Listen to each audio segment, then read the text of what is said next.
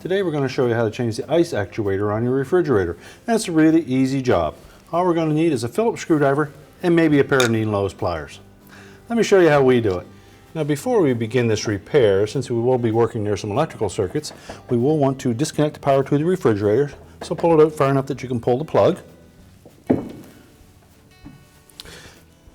Next we're going to pull the little drip tray out from the dispenser area. It's just a friction fit, so pull it straight forward, disengage it, and pull it out of the way. Well, that will give us access to 3 Phillips screws that hold this escutcheon to the door panel. So we'll remove those 3 screws. And next we'll just lift straight up on that escutcheon.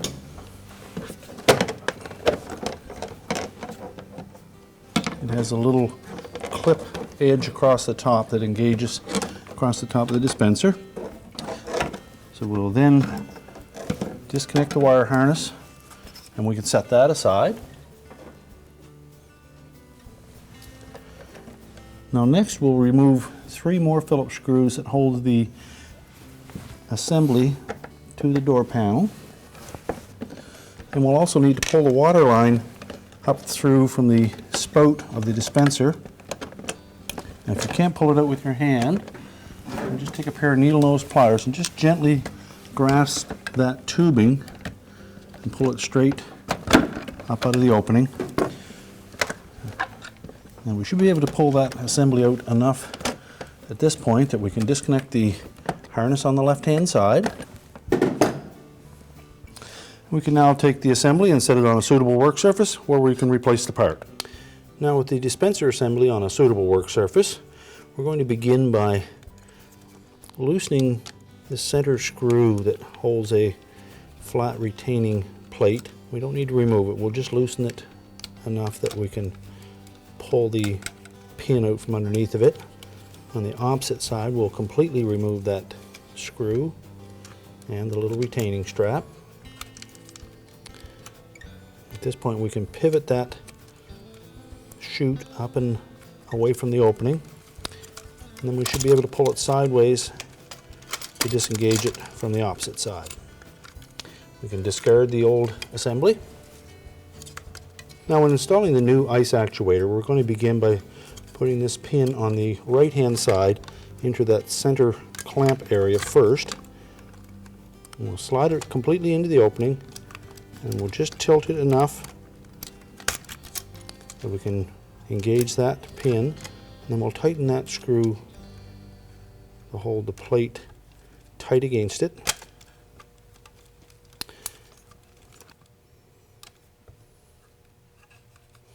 We next need to engage the flapper door with that ice actuator. So if you just tilt that door down enough that we can engage the top 2 pins on the ice actuator, need to come up above those ramps. So we can just bend that enough to hook that in on both sides.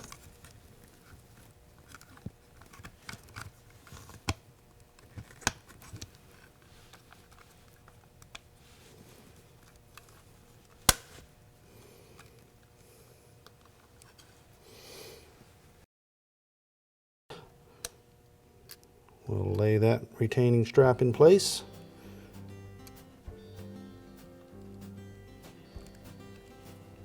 And install that screw.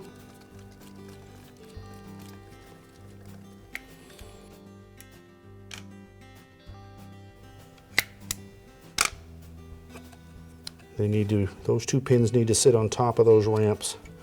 At this point we should be able to depress the actuator. And you'll see that it should engage the switch in the center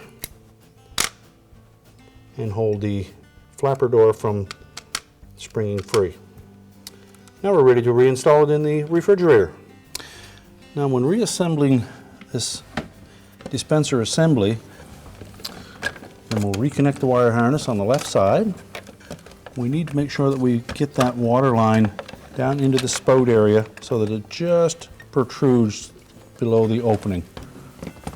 So we'll hold it up into place, and then with a pair of needle nose pliers, we'll guide that tubing into the opening.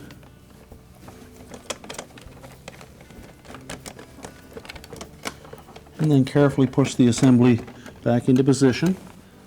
We may need to inch that tubing farther down into the opening. You can let it protrude below that spout at the beginning until we get it mounted in place, and then you can push it back up into position. We'll replace the 3 screws that hold the assembly in place.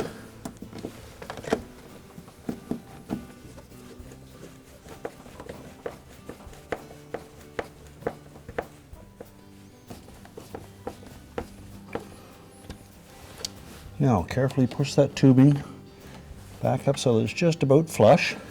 Check the operation of both paddles. Make sure they're not binding. And then we can put the escutcheon back in place. We'll reconnect that 4-pin harness. Tuck that safely into the opening. And we just need to make sure that we engage these 3 hooks across the top with the 3 rectangular openings in the front panel. And then pull straight down.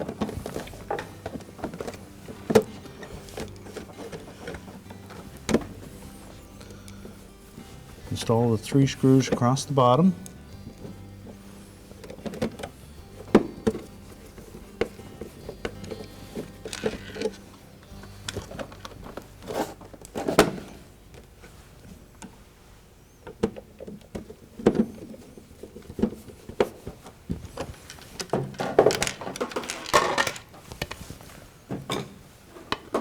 And we'll reinstall the drip tray. And it just snaps into place. Now we need to reconnect the power, and our repair is complete.